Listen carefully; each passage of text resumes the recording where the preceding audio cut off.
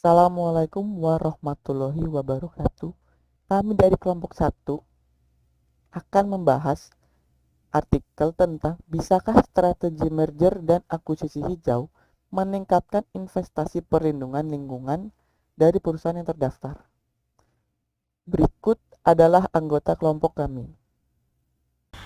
Perkenalkan, nama saya Dinar Pustinabila, NPM 190 130 153. Sebelum saya membahas mengenai artikel, alangkah baiknya saya terlebih dahulu memperlihatkan alur perencanaan pembahasan di dalam PPT kelompok kami.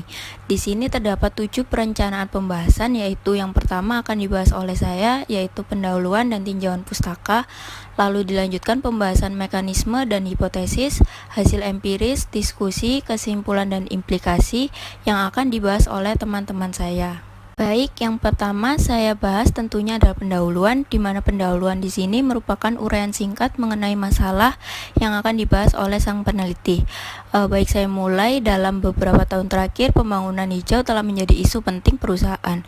Perusahaan yang menimbulkan polusi berat mulai mendapatkan sumber daya hijau, teknologi atau pengalaman manajemen melalui merger dan akuisisi atau disebut GMA, Green Merger and Acquisition, untuk memenuhi persyaratan pembangunan hijau. Menurut Salvi DKK tahun 2018, GMA mengacu pada akuisisi, merger, dan kegiatan ekonomi lainnya dari perusahaan untuk memperoleh sumber daya hijau dan mengembangkan teknologi hijau. Dalam pengembangan teknologi hijau perusahaan, investasi perlindungan lingkungan atau disebut EPI merupakan suatu indeks pengukuran. Definisi EPI oleh Administrasi Perlindungan Lingkungan Negara adalah dana yang digunakan oleh perusahaan untuk mencegah dan mengendalikan polusi, melindungi dan memperbaiki lingkungan ekologi. EPI perusahaan dapat dibagi menjadi 3 kategori. Yang pertama, investasi dalam aset tetap perlindungan lingkungan, biaya operasi proyek perlindungan lingkungan atau fasilitas, dan yang terakhir, pengelolaan lingkungan dan biaya penelitian ilmiah.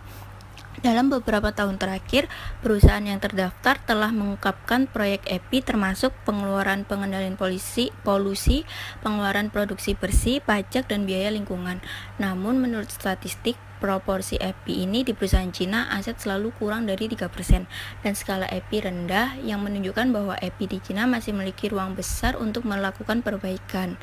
Secara teoritis, menurut Salvi DKK tahun 2018, penelitian sebelumnya telah menunjukkan bahwa GMA merupakan dukungan terhadap penyesuaian struktur industri, seperti dukungan untuk inovasi, membuat perusahaan menempati posisi yang menguntungkan di area yang terlihat dari strategi pembangunan hijau.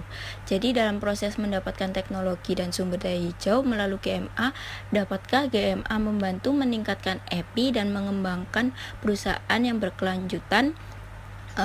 Studi pengaruh GMA terhadap EPI sangat penting untuk realisasi perusahaan dalam perbaikan lingkungan ekologi.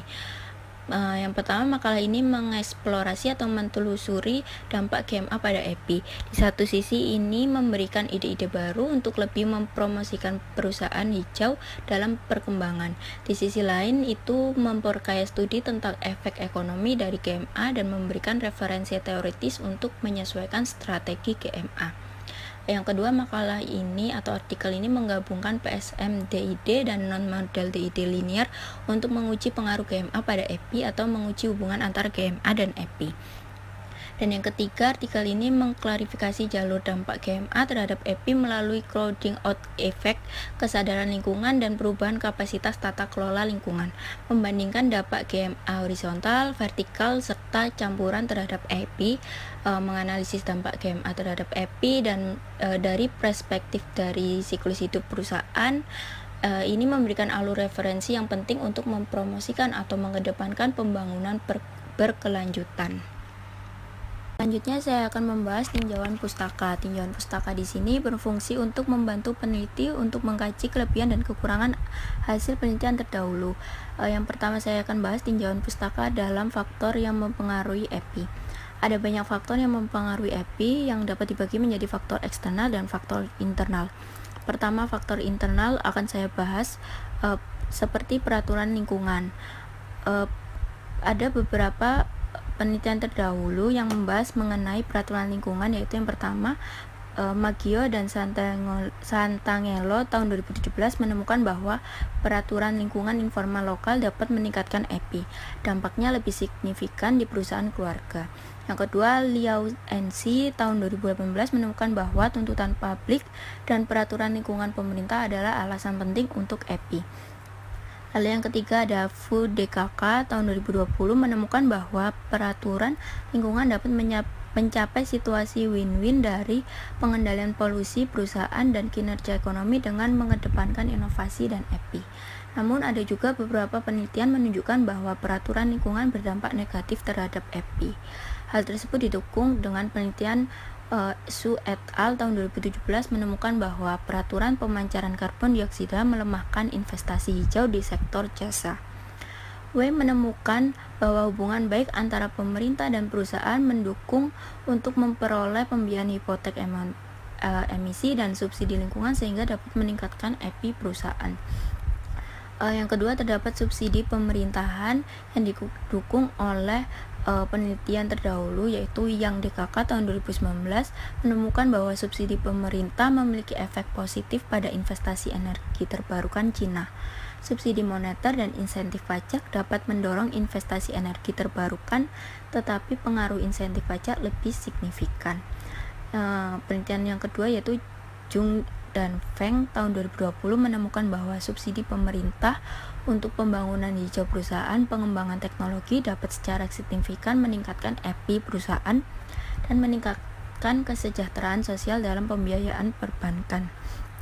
Lalu yang ketiga ada pembiayaan bank, didukung oleh penelitian yaitu Falcone tahun 2018 menemukan bahwa hubungan jangka panjang antara perusahaan dan bank adalah dukungan untuk meningkatkan EPI. Yang kedua, penelitian Zhang DKK tahun 2019 menemukan bahwa kendala keuangan adalah kunci untuk mempengaruhi pengendalian polusi perusahaan dan kendala keuangan memiliki dampak negatif yang signifikan pada perusahaan.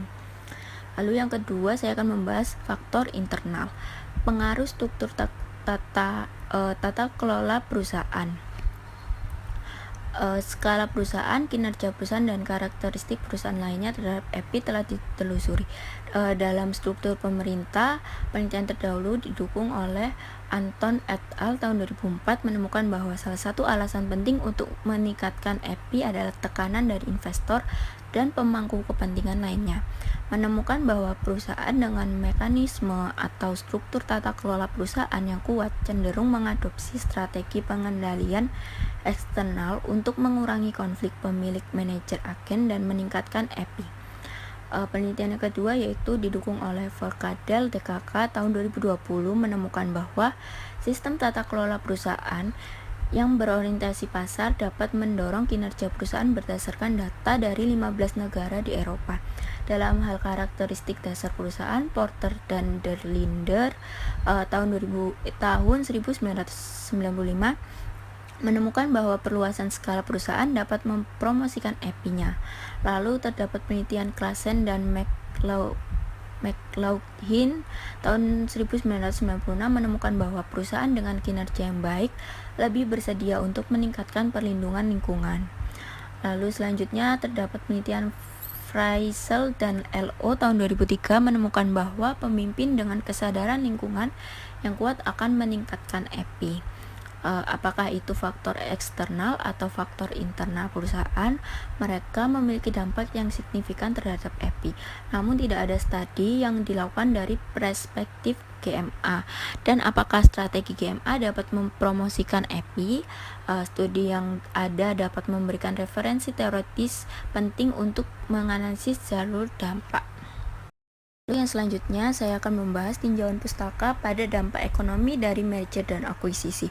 Dampak ekonomi dari merger dan akuisisi dapat dibagi ke dalam kategori berikut ini, yaitu kinerja perusahaan, pembiayaan, dan inovasi. Yang pertama, beberapa penelitian menemukan bahwa merger dan akuisisi dapat meningkatkan kinerja perusahaan. Sebagai contoh, penelitian Koset dan Nasi tahun 2013 menemukan bahwa merger dan akuisisi dari perusahaan-perusahaan yang terdaftar di Amerika Serikat dapat memperoleh premi akuisisi yang lebih tinggi. Didukung oleh penelitian pada Delaney dan Wamuziri tahun 2004 menemukan bahwa Merger dan akuisisi perusahaan konstruksi Inggris dapat meningkatkan kinerja keuangan. Penelitian selanjutnya yaitu Fatemi DKK tahun 2017 menemukan bahwa setelah merger dan akuisisi, pendapatan pemegang saham perusahaan Jepang telah meningkat secara signifikan. Penelitian selanjutnya yaitu Tao DKK tahun 2017 menemukan bahwa merger dan akuisisi dapat meningkatkan pendapatan pemegang saham di negara tuan rumah. Yang kedua, studi yang ada menemukan bahwa merger dan akuisisi dapat meningkatkan kemampuan pembiayaan. Misalnya pada penelitian Sun et al. Tahun 2017 menemukan bahwa terdapat citra diskriminasi pembiayaan dalam merger dan akuisisi asing BUMN dan swasta, yaitu dalam merger dan akuisisi BUMN memiliki kapasitas pembiayaan yang lebih tinggi daripada swasta. Penelitian pada Tang dan Han tahun 2018 menemukan bahwa merger dan akuisisi skala besar dapat menghasilkan arus masuk aset yang lebih besar dari perusahaan target sehingga mengurangi biaya utang. Lalu terdapat penelitian yang dilakukan oleh Jindal dan Seth tahun 2019 menemukan bahwa merger dan akuisisi dari perusahaan yang terdaftar di India dapat meningkatkan kemampuan pembiayaan saham perusahaan. Cui dan Leung 2020 dan penelitiannya menemukan bahwa semakin kuat kemampuan manajemen, semakin tinggi kinerja operasi jangka panjang dan kemampuan pembiayaan perusahaan MA Amerika, dan semakin kuat kemampuan pembiayaan industri yang sama. Lalu yang ketiga, beberapa studi menemukan bahwa merger dan akuisisi tidak mendukung untuk inovasi. Misalnya pada penelitian Stibale dan Reize tahun 2011 menemukan bahwa merger dan akuisisi memiliki dampak negatif yang besar pada perilaku inovasi berdasarkan data perusahaan kecil dan menengah di Jerman. Pada penelitian yang dilakukan oleh Hocap DKK tahun 2019 menemukan bahwa rata-rata jumlah paten dan R&D dari perusahaan yang diakuisisi menunjukkan tren penurunan setelah merger dan akuisisi menggunakan data perusahaan farmasi di Eropa.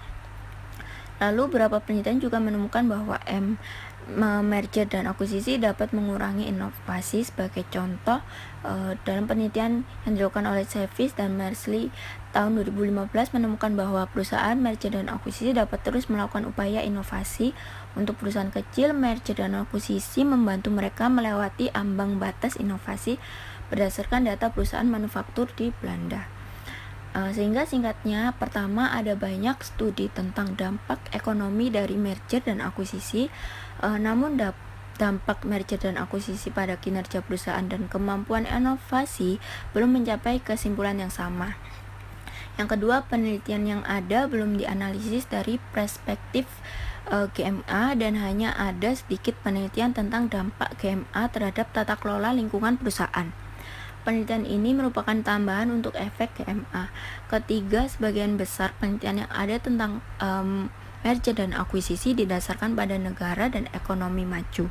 Dengan munculnya GMA dalam beberapa tahun terakhir, GMA untuk sampel Cina juga memiliki nilai penelitian. Sebelumnya, perkenalkan, nama saya Muhammad Faisal Bahmid, NPM 027. Selanjutnya, saya akan membahas tentang mekanisme dan hipotesis. 3.1 Tipe merger dan akuisisi hijau dan perlindungan lingkungan investasi. Sifat alami dari GMA mengacu kepada tujuan dari mendapatkan atau meluaskan kompetisi hijau, seperti teknologi hijau, sumber hijau, atau pengalaman hijau yang tidak dimiliki perusahaan. Pertama, berdasarkan teori pembangunan berkelanjutan perusahaan, sumber daya hijau sangat penting bagi kinerja lingkungan perusahaan. GMA dapat membuat perusahaan utama dari GMA yang memiliki lebih banyak kemampuan tata kelola lingkungan dan dapat mempromosikan EPI perusahaan. Kedua, berdasarkan teori kekuatan pasar, M dan A dapat meningkatkan konsentrasi pasar dan menaikkan keuntungan perusahaan. EPI datang dari bagian keuntungan operasi di perusahaan tersebut, sehingga GMA memiliki dampak positif terhadap EPI dalam jangka panjang. Ada 3 tipe GMA, yaitu sebagai berikut. Yang pertama, horizontal GMA atau GMAH.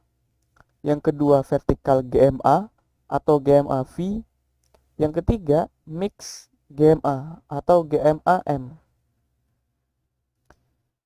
GMAH mengacu kepada GMA di antara perusahaan di dalam industri yang sama atau peralatan produksi, atau di antara dua atau lebih perusahaan yang memproduksi dan menjual produk-produk yang sama atau mirip.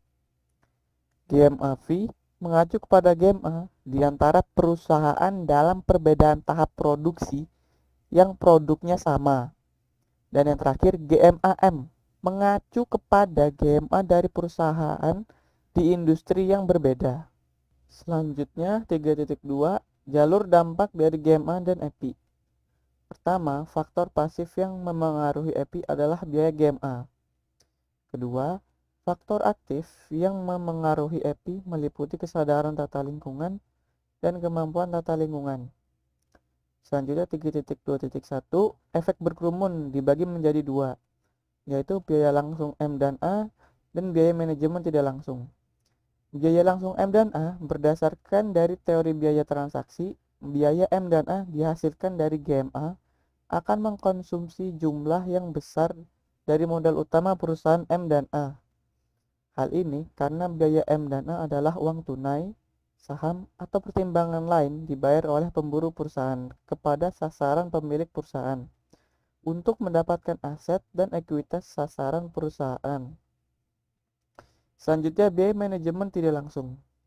GMA meningkatkan EPI dengan meningkatkan biaya manajemen. Di satu sisi, berdasarkan teori skala ekonomi, meskipun skala ekonomi adalah keuntungan yang dibawa oleh skala operasi dan produktif adaptif, hal ini sangat sulit. Hal ini sangat sulit untuk merealisasikan skala ekonomi dalam jangka pendek untuk pembeli perusahaan dan penjualan perusahaan di dalam tahap awal GMA, yang dikarenakan kenaikan dari biaya manajemen dan efek berkerumun dalam EPI.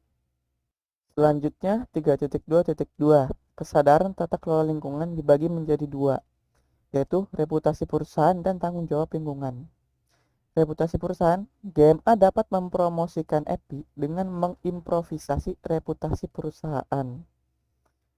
Di sisi lain, berdasarkan hipotesis efektif kontrak, informasi pihak yang diuntungkan akan menggunakan keuntungan mereka sendiri untuk merusak kepentingan pihak yang dirugikan informasinya, menghasilkan moral hazard dan seleksi yang merugikan, dan lain-lain. Sementara itu, reputasi secara bertahap dibentuk oleh akumulasi upaya. Faktanya, ini merupakan jaminan untuk perusahaan kepada mereka sendiri. Selanjutnya, tanggung jawab lingkungan. GMA akan mempromosikan EPI dengan menaikkan tanggung jawab perlindungan lingkungan perusahaan. Di sisi lain, teori legitimasi, yaitu performa dari tanggung jawab lingkungan oleh perusahaan sesuai dengan tujuan jangka panjang pengembang dan keuntungan publik. Setelah GMA, perhatian publik terhadap perlindungan lingkungan dapat meningkat dan perusahaan akan meningkatkan EPI untuk meningkatkan kepuasan publik. Selanjutnya 3.2.3, kapasitas tata kelola lingkungan dibagi menjadi dua, yaitu kapasitas lingkungan dan subsidi pemerintah. Kapasitas keuangan, GMA dapat mempromosikan EPI dengan menguatkan kemampuan keuangan. Pertama, GMA dapat memproduksi efek sinergi keuangan.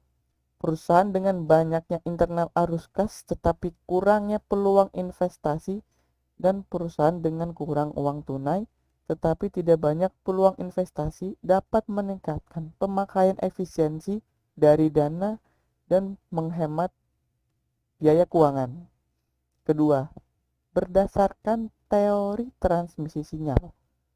Transmisi GMA adalah sinyal pengembang hijau untuk keuangan institusi.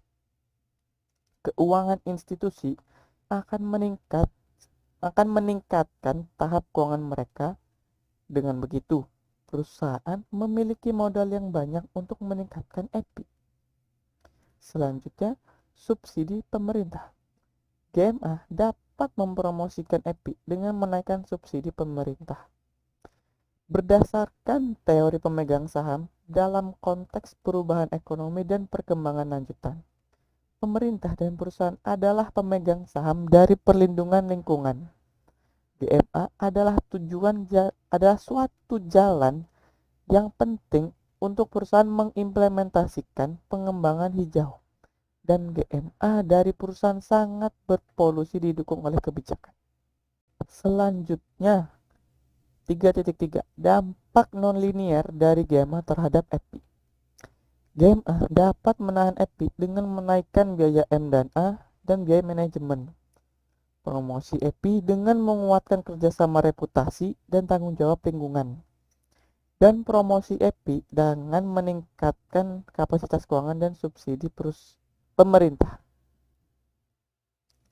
Pertama, di dalam tahap awal dari GMA, karena biaya GMA sering menyumbang sebagian besar pengeluaran perusahaan, ini akan memiliki dampak negatif terhadap arus kas perusahaan yang tidak konduktif untuk ekspansi dalam EPI. Kedua, dengan meningkatnya GMA setiap waktu, keuntungan dari GMA mulai bermunculan. Kedua, GMA dan GMA-V akan dipromosikan oleh teknologi perlindungan lingkungan dan kemampuan keuangan dari perusahaan untuk mempromosikan EPI. Selanjutnya, 3.4 GMA dalam siklus kehidupan perusahaan yang berbeda. Berdasarkan teori siklus kehidupan, sebuah perusahaan adalah seperangkat kehidupan yang berbeda dalam lintasan dan karakteristik terhadap berbagai tahap. Sebagian besar studi yang ada membagi siklus hidup perusahaan menjadi tahap pertumbuhan, tahap pematangan, dan tahap resesi. Pertama, di dalam tahap pertumbuhan, perusahaan berkembang pesat dan organisasi dan manajemen selalu distandarisasi. Pada saat ini, perusahaan memiliki dua tujuan utama perkembangan, yaitu untuk meningkatkan saham pasar dan meluaskan skala perusahaan. Kedua, di dalam tahap pematangan, produksi massal membuat keuntungan yang banyak terhadap perusahaan. Sementara itu, investasi ulang dari perusahaan menurun, membuat banyak arus kas ke perusahaan. Pada saat ini, perusahaan GMA dapat meluaskan EPI untuk menguatkan reputasi sosial perusahaan. Dan yang terakhir, di dalam tahap resesi, penolakan harga produk dan penjualan membuat perusahaan tidak mendapatkan keuntungan dan bahkan krisis keuangan terjadi. Pada saat ini, GMA akan menghalangi EPI. Berdasarkan analisis yang sudah saya jelaskan, hipotesisnya sebagai berikut. Hipotesis H1, GMA dapat mempromosikan EPI dan GMAH memiliki dampak marginal terhadap EPI dibandingkan GMAV dan GMAM. Hipotesis kedua, H2, efek kerumunan dari GMA akan menghalangi EPI dan kesadaran tata kelola pemerintah dan kapasitas lingkungan pemerintah akan mempromosikan EPI. Hipotesis H3, dengan perubahan waktu, GMA mungkin memiliki dampak U kepada EPI. Hipotesis H4, di dalam siklus kehidupan yang berbeda, GMA dalam tahap pertumbuhan dan tahap pematangan dapat mempromosikan EPI, ketika GMA dalam tahap resesi dapat menghambat EPI. Selanjutnya, saya Silvani Putri, NPM 076 akan membahas mengenai bagian 4, yaitu data dan metodologi. Yang pertama, saya akan membahas mengenai metode. Dalam artikel ini menggunakan metode PSMDIT untuk menguji hipotesis H1. Nah, PSMDIT adalah Propensity Score Matching Difference in Difference. Propensity Score Matching adalah teknik statistika yang mencoba mencocokkan karakteristik dari sebuah perlakuan, kebijakan, atau intervensi dengan menghitung kovariat dari kelompok yang menerima perlakuan atau treatment dengan yang tidak menerima perlakuan atau kontrol, Sedangkan difference indifference adalah evaluasi dampak pada suatu proyek, program, atau kebijakan pemerintah. Penulis menggunakan PSMDIT karena GMA atau Green Merger Acquisition hanya berdampak pada satu jenis perusahaan. Jenis perusahaan lainnya tidak terdampak oleh kebijakan. Di dalam artikel ini, GMA dianggap sebagai eksperimen kuasi alami dan menggunakan DIT untuk menguji dampak GMA pada EPI atau Environmental Protection Investment. Dalam metode ini, pertama yang dilakukan adalah perusahaan dibagi menjadi dua kelompok, yaitu perusahaan dengan GMA adalah kelompok perlakuan atau treatment, sedangkan perusahaan tanpa GMA adalah kelompok kontrol. Lalu yang kedua yaitu mencari perusahaan non-GMA yang memiliki probabilitas GMA terdekat dari kelompok kontrol, sehingga dapat menyelesaikan deviasi selektif. Pilih skala perusahaan, kepadatan modal perusahaan, pertumbuhan perusahaan, tingkat keuntungan, total faktor produktivitas perusahaan sebagai kovariat untuk pencocokan. Lalu yang ketiga yaitu menggunakan metode DIT untuk regresi. Selanjutnya adalah model tolak ukur digambarkan dengan formula sebagai berikut, yaitu Environmental Protection Investment pada perusahaan I dan periode T sama dengan beta 0 ditambah beta 1 GMEI kali TT tambah kontrol IT tambah FI tambah FT tambah epsilon IT, yang dimana GMEI adalah menunjukkan apakah perusahaan I mempunyai perilaku GME dengan nilai 1, yaitu berarti menunjukkan bahwa perusahaan I mempunyai perilaku GME, sedangkan pada nilai 0 menunjukkan bahwa perusahaan I tidak memiliki perilaku GME.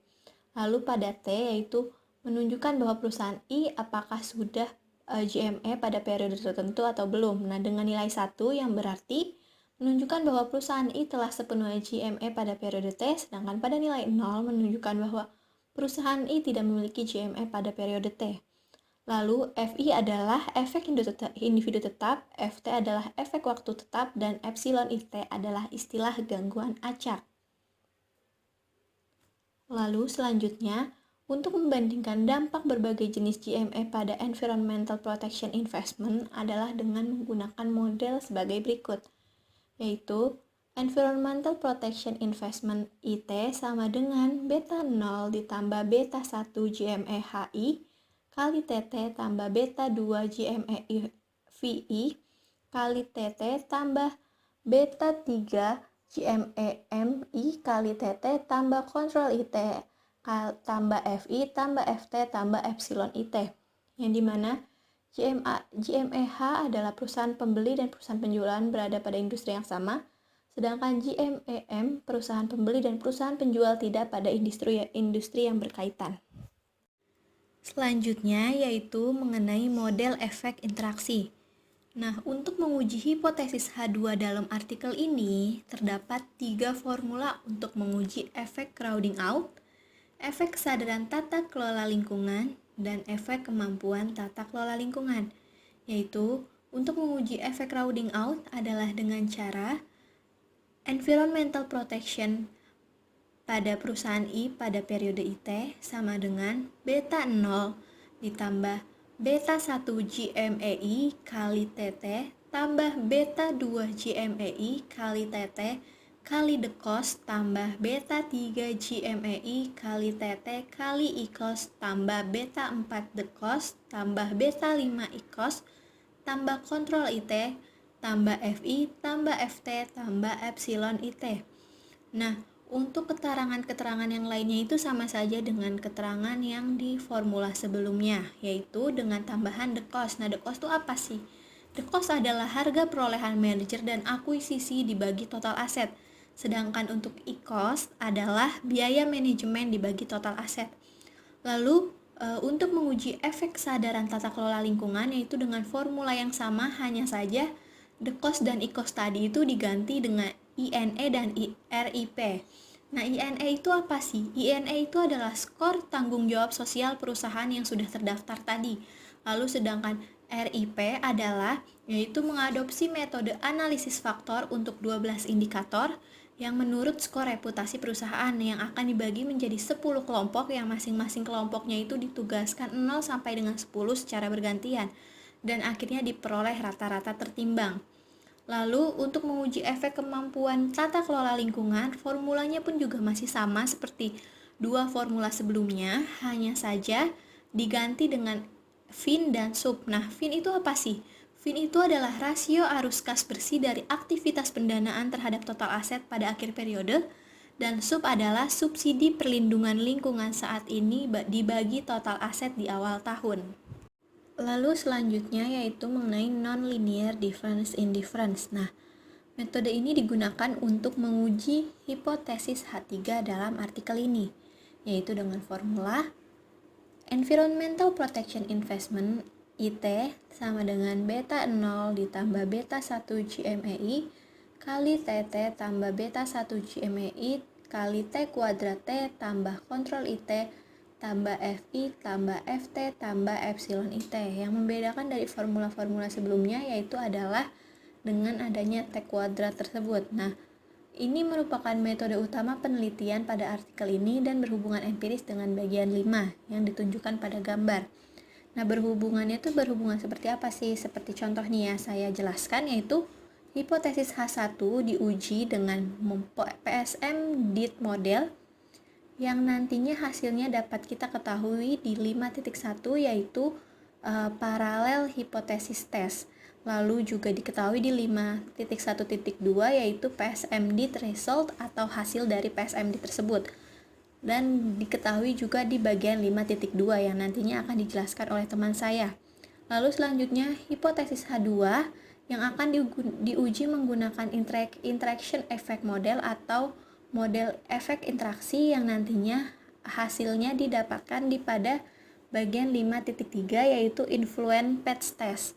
Lalu hipotesis H3 akan diuji menggunakan non-linear DIT model yang nantinya akan dihasilkan di bagian 5.4.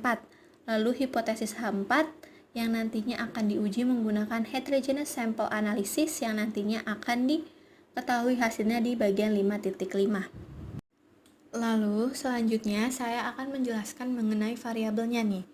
Nah, variabel yang pertama yang akan saya jelaskan adalah Green Merger and Acquisition atau GMA. Nah, dalam artikel ini, peneliti mengumpulkan secara manual pengumuman merger dan akuisisi dari perusahaan yang terdaftar dengan polusi berat, yaitu menggunakan metode analisis isi, latar belakang dan tujuan setiap kasus merger dan akuisisi, ruang lingkup perusahaan pembeli dan penjual, dan dampak merger dan akuisisi terhadap perusahaan pembeli dan penjual. Nah, GMA merupakan variabel dummy. Nah, variabel dummy itu apa sih? Variabel dummy adalah variabel yang digunakan untuk mengkuantifikasikan variabel yang bersifat kualitatif.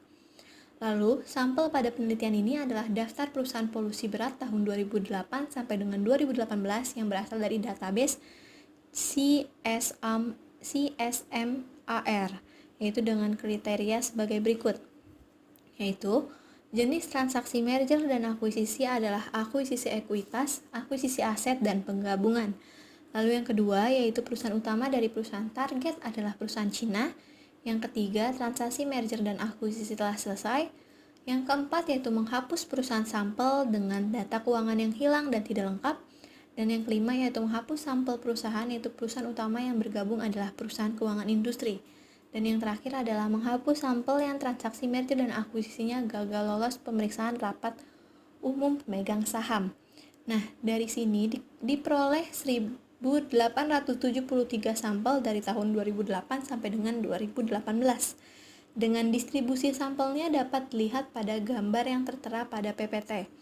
Nah, apa sih distribusinya tuh? Nah, distribusinya ini adalah seperti yang kita tahu, batang yang berwarna oranye adalah GMA dan batang yang berwarna biru adalah merger dan akuisisi, dan garisnya itu adalah proporsi dari GMA, yang mana terjadi kenaikan atau terjadi perubahan tren dari GMA di setiap tahunnya. Lalu selanjutnya saya akan menjelaskan variabel yang kedua yaitu Environmental Protection Investment, yaitu sampel pada artikel ini adalah daftar perusahaan dengan polusi berat.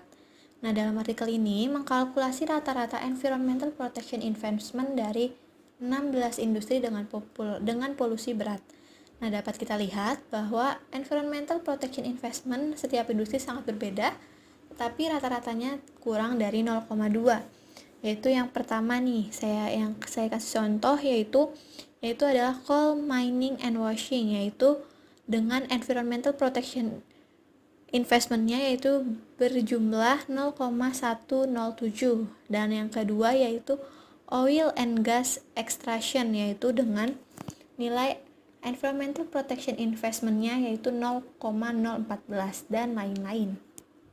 Lalu selanjutnya saya akan menjelaskan mengenai variabel terakhir, yaitu variabel kontrol.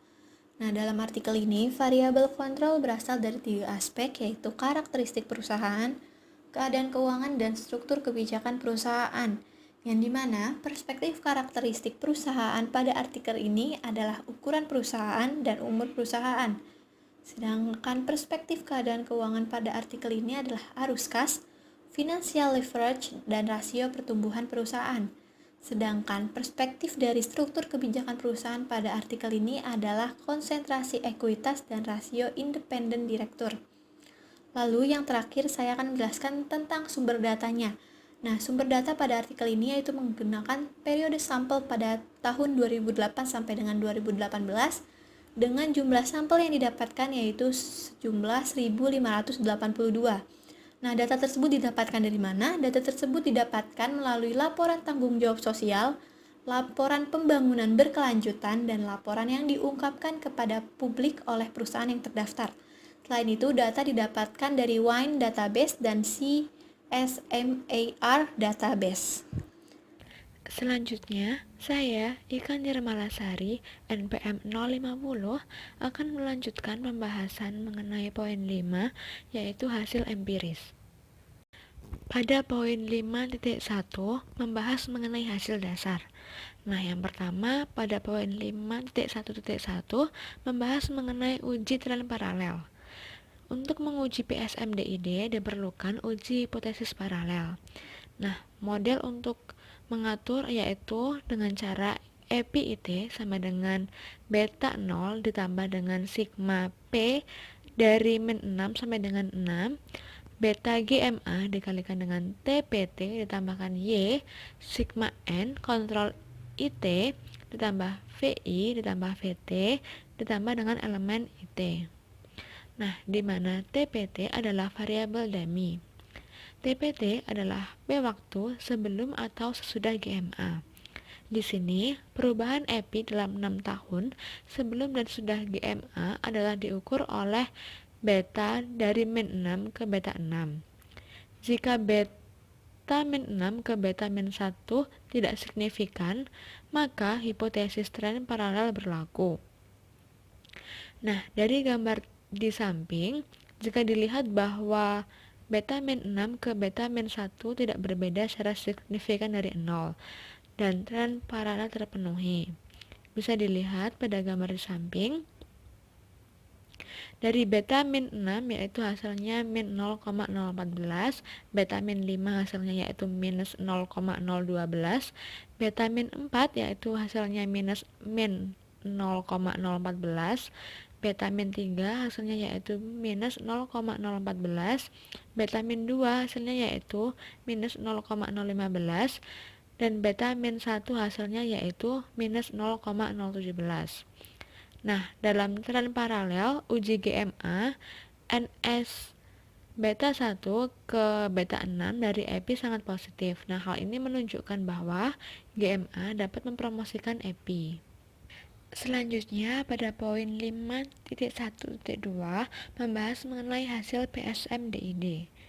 Untuk menguji hipotesis H1 berdasarkan sampel data yang diperoleh dengan pencocokan PSM, model benchmark rumus 1 dan 2 diuji. Pada tabel di samping, kolom 1 dan kolom 2 masing-masing merupakan hasil dampak GMA dan klasifikasi GMA terhadap EPI. Pada kolom 1, koefisien GMA dikali T adalah 0,035 yang signifikan pada level 1%, yang menunjukkan bahwa GMA dapat meningkatkan EPI secara signifikan. Hasil ini didukung oleh penelitian yang ada. Sebagai contoh oleh penelitian Salvi dan kawan-kawan pada tahun 2018 yang menunjukkan bahwa GMA dapat menghasilkan reputasi hijau yang baik dan meningkatkan kinerja keuangan. Oleh karena itu, perusahaan akan cenderung meningkatkan EPI untuk menjaga citra perusahaan. Koefisien dari GMAH dikali T dan GMAV dikali T juga positif secara signifikan, menunjukkan bahwa GMA horizontal dan GMA vertikal juga dapat mempromosikan EPI. Nah, kolom 3 dan kolom 4 merupakan hasil penambahan variabel kontrol. Pada kolom 3, variabel kontrol ditambahkan ke regresi benchmark, dan koefisien GMA dikali T masih positif signifikan, menunjukkan bahwa kesimpulannya kuat. Pada kolom 4, koefisien GMAH dikali T dan GMAV dikali T secara signifikan positif, menunjukkan bahwa kedua horizontal GMA dan vertikal GMA dapat meningkatkan EPI. Koefisien dari GMAM dikali T tidak signifikan. Ini menunjukkan bahwa dampak campuran GMA pada EPI tidak signifikan. Hal ini dikarenakan proses MNA dari GMA hybrid lebih kompleks daripada GMA horizontal dan GMA vertikal. Dan integrasi teknologi dan koordinasi personel antara industri yang berbeda perlu mengkonsumsi lebih banyak waktu dan uang, sehingga sulit untuk memberikan dampak yang signifikan terhadap EPI. Selanjutnya, membandingkan koefisien GMAV dan GMAH. Dapat ditemukan bahwa 0,603 lebih dari 0,104, yaitu horizontal GMA memiliki dampak yang lebih besar daripada EPI. Alasannya, mungkin horizontal GMA adalah merger dan reorganisasi dari jenis perusahaan yang sama. Sampai batas tertentu, horizontal GMA dapat dengan cepat meningkatkan kualitas produk dan teknologi, meningkatkan skala produksi, dan profitabilitas perusahaan. Jadi, dapat mempromosikan EPI. Selanjutnya, pada poin 5.2 membahas mengenai hasil ketangguhan. Yang pertama, pada poin 5.2.1 membahas mengenai uji ulang hipotesis paralel.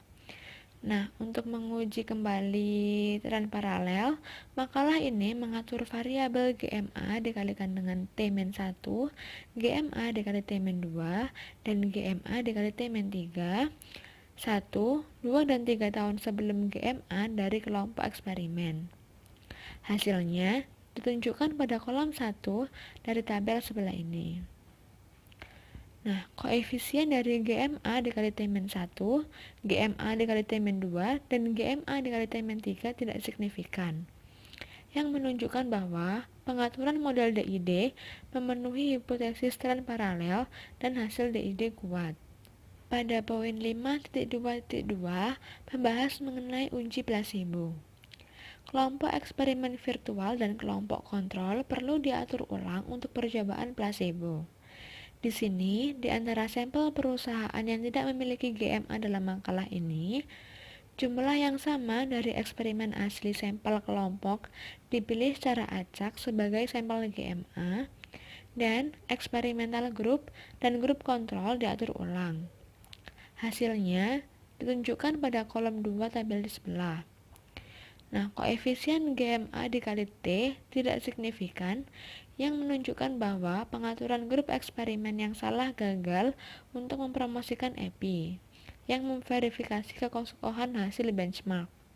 Selanjutnya, pada poin 5.2.3 membahas mengenai 4.2 SLS. Untuk menghindari masalah endogenitas, makalah ini menggunakan metode 2 SLS dengan menggunakan stabilitas politik lokal sebagai variabel instrumental.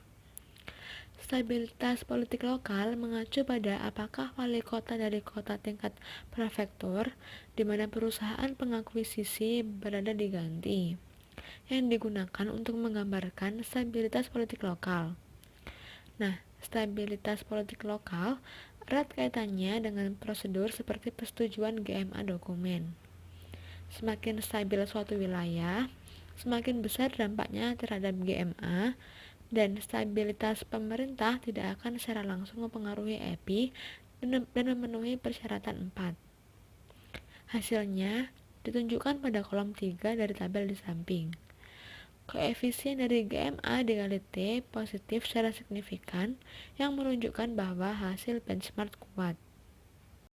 Selanjutnya, saya Putri Arimbi, NPM 057 akan menjelaskan bagian 5.3 yaitu pengujian jalur pengaruh. Nah, bisa dilihat pada tabel 5 di kolom 1 terdapat DCOST dan ICOST. Nah, DCOST itu sendiri merupakan biaya merger dan akuisisi yang didapat dari harga pengeluaran merger dan akuisisi dibagi dengan total aset. Lalu ada ICOST yang merupakan biaya manajemen yang didapat dari biaya manajemen dibagi dengan total aset. Nah, pada tabel 5 kolom 1, ternyata DCOST dan ICOST itu memiliki koefisien yang negatif secara signifikan. Hal ini menunjukkan bahwa pertumbuhan biaya merger dan akuisisi dan biaya manajemen dapat mengurangi EPI atau investasi perlindungan lingkungan. Lalu selanjutnya, masih pada di tabel 5 di kolom 1, koefisien dari GMA atau Green Merger and Acquisition kali T kali DCOST dan GMA kali T kali ICOST ternyata negatif secara signifikan, dan hal ini menunjukkan bahwa Green Merger and Acquisition berdampak negatif terhadap investasi perlindungan lingkungan dengan meningkatkan biaya. Selanjutnya, masih di tabel 5 namun di kolom 2.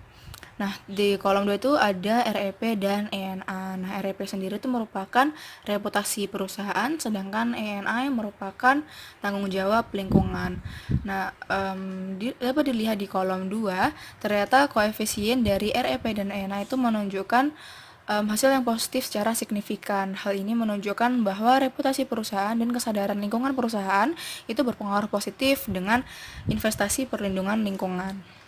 Nah, di bawah dari REP ada dan ENA itu ada GMA kali T kali REP dan GMA kali T kali ENA. Dan koefisien dari kedua variabel tersebut menunjukkan angka yang positif. Hal ini menunjukkan bahwa Green Merger and Acquisition atau GMA dapat meningkatkan EPI dengan meningkatkan reputasi perusahaan dan kesadaran lingkungan. Selanjutnya masih di tabel 5, tapi pada kolom 3 terdapat FIN atau kapasitas pendanaan dan juga ada SUP yaitu subsidi lingkungan. Nah, koefisien dari FIN dan SUP secara signifikan positif. Maka semakin kuat kemampuan pendanaan atau pembiayaan, maka semakin kuat juga perusahaan untuk memiliki kemampuan untuk mengembangkan investasi perlindungan lingkungan. Dan subsidi pemerintah juga dapat meningkatkan investasi perlindungan lingkungan. Nah, di bawahnya FIN dan SUP itu ada GMA kali T kali FIN dan GMA kali T kali SUP, yang dimana koefisien dari dua variabel tersebut positif secara signifikan. Hal ini menunjukkan bahwa akuisisi hijau atau Green Merger and Acquisition dapat mempromosikan investasi perlindungan lingkungan dengan memperkuat kapasitas pembiayaan atau pendanaan dan subsidi pemerintah. Selanjutnya bagian 5.4 yaitu hasil hubungan non-linear. Nah, bisa dilihat pada tabel 6 di kolom 1, koefisien dari GMA kali T kuadrat signifikan positif. Hal ini menunjukkan bahwa seiring perubahan waktu, dampak dari akuisisi hijau pada investasi perlindungan lingkungan menunjukkan kurva U atau U-shapes. Selanjutnya masih di tabel 6, pada kolom 2, koefisien dari GMAH atau merger dan akuisisi hijau horizontal kali T kuadrat tidak signifikan. Hal ini menunjukkan bahwa merger dan akuisisi hijau horizontal dapat meningkatkan investasi perlindungan lingkungan. Lalu pada tabel 6 kolom 4 terdapat GMAM atau merger dan akuisisi hijau campuran menunjukkan bahwa koefisien dari GMAM kali T dan GMAM kali T kuadrat tidak signifikan. Hal ini menunjukkan bahwa dampak dari merger dan akuisisi hijau campuran pada investasi perlindungan lingkungan tidak signifikan. Selanjutnya bagian 5.5 yaitu dampak merger dan akuisisi hijau pada investasi perlindungan lingkungan dalam siklus hidup perusahaan yang berbeda. Nah, bisa dilihat di tabel 7. Menurut Dickinson tahun 2011, pada makalah ini membagi siklus kehidupan menjadi 3 tahap, yaitu growth stage, maturity stage, dan recession stage. Nah, pada tabel 7 tersebut, tanda plus dan minus itu menunjukkan naik turunnya arus kas. Selanjutnya ada tabel 8. Nah, tabel 8 itu berguna untuk menguji dampak dari merger dan akuisisi hijau pada investasi perlindungan lingkungan pada growth stage, maturation stage, dan recession stage. Nah, bisa dilihat di tabel 8 kolom 1, 2, dan 3 terdapat GMA kali T. Nah, pada kolom 1 dan 2, koefisien dari GMA kali T menunjukkan positif signifikan.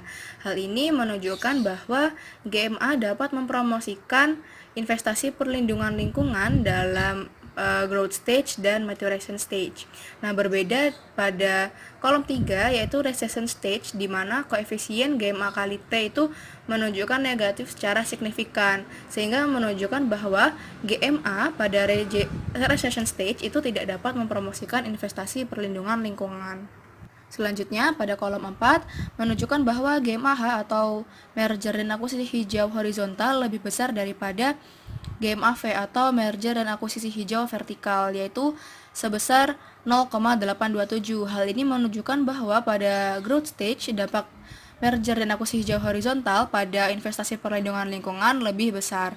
Sedangkan GMAM atau merger dan akuisisi hijau campuran tidak berpengaruh secara signifikan terhadap investasi perlindungan lingkungan. Selanjutnya pada kolom 5 menunjukkan bahwa pada maturation stage, GMAM atau merger dan akuisisi hijau campuran dapat meningkatkan investasi perlindungan lingkungan, dan GMA vertikal sebesar 4,027 memiliki dampak yang lebih besar pada investasi perlindungan lingkungan daripada GMAH atau merger dan akuisisi hijau horizontal. Lalu yang terakhir pada tabel 8 kolom 6 menunjukkan bahwa GMAH atau merger akuisisi hijau horizontal dan GMAV atau merger dan akuisisi hijau vertikal menunjukkan koefisien yang negatif secara signifikan. Hal ini menunjukkan bahwa pada recession stage atau tahap resesi, GMA horizontal dan vertikal sulit untuk mempromosikan investasi perlindungan lingkungan. Selanjutnya, saya Mbak Devi Pramudiawardhani, NPM 069, akan membahas tentang hasil diskusi, kesimpulan, dan implikasi pada artikel yang pertama. Yang pertama yang akan saya bahas adalah tentang hasil diskusi dari artikel ini, yaitu hasil benchmark menunjukkan bahwa GMA dapat mempromosikan EPI dan dampak dari GMAH pada EPI lebih tinggi. Terdapat studi serupa yaitu Monastrenko. Dari studi ini ditemukan bahwa MNA horizontal di Cina tidak berpengaruh pada efisiensi ekologis. MNA vertikal domestik memiliki dampak negatif pada efisiensi ekologis. Berbeda dengan hasil artikel ini yang berfokus pada GMA acara. GMA sendiri adalah strategi berkelanjutan yang cocok untuk transformasi perusahaan yang menimbulkan polusi dan sejalan dengan kondisi nasional Cina, yang dapat membangkitkan antusiasme terhadap tata kelola lingkungan perusahaan. Inovasi lain dari makalah ini terletak pada hasil non-linear dari GMA. Keduanya yaitu GMA dan GMAV dapat memiliki dampak berbentuk U pada EPI. Karena meningkatnya biaya GMA ini pada tahap awal GMA, EPI tertahan. Namun, manfaat ekonomi seperti keuntungan pembiayaan yang dibawa oleh GMA secara bertahap muncul, dan efek positif dari GMA pada EPI dapat bertahap secara meningkat. Dalam beberapa penelitian, dampak non-linear dari MNA terbukti. Contohnya yaitu Sevis dan Marsili pada tahun 2015 memverifikasi bahwa efek ambang dari MNA pada inovasi perusahaan menunjukkan hasil jalur dampak menunjukkan bahwa GMA bisa menahan EPI dengan meningkatkan biaya MNA dan biaya manajemen. GMA dapat mempromosikan EPI dengan memperkuat reputasi perusahaan dan kesadaran tanggung jawab lingkungan. GMA sendiri dapat mempromosikan EPI dengan memperkuat kapasitas pembiayaan dan subsidi pemerintah. Analisis jalur dampak memiliki landasan teori, misalnya hasil bahwa GMA bisa menahan EPI dengan meningkatnya biaya manajemen didukung oleh teori asimetri informasi. Hasilnya adalah GMA dapat mempromosikan EPI dengan memperkuat reputasi perusahaan dan kesadaran tanggung jawab lingkungan didukung oleh teori transmisi sinyal, teori legitimasi, dan hipotesis kontrak yang efektif. Pada saat yang sama, analisis mekanisme juga memiliki dasar yang praktis. Selanjutnya yang akan saya bahas adalah hasil dari kesimpulan dan implikasi pada artikel yang pertama, yaitu industri polusi berat telah mulai mengadopsi strategi GMA untuk transformasi industri. GMA tidak hanya dapat membantu perusahaan memperoleh teknologi hijau, tetapi juga meningkatkan kemampuan pembiayaan dan investasi yang mungkin akan berdampak pada EPI. Pada artikel ini berfokus pada dampak GMA pada EPI untuk memberikan rekomendasi kebijakan penting untuk meningkatkan EPI dan menyesuaikan strategi GMA. Yang pertama adalah model PSM DID dibuat untuk menguji efek langsung GMA dan 3 jenis GMA pada EPI yang diusulkan pada hipotesis yang pertama. Hasil dari hipotesis pertama ini menunjukkan bahwa GMA dapat mempromosikan EPI. Lalu yang kedua adalah pada artikel ini menetapkan efek interaksi untuk menguji hipotesis yang kedua.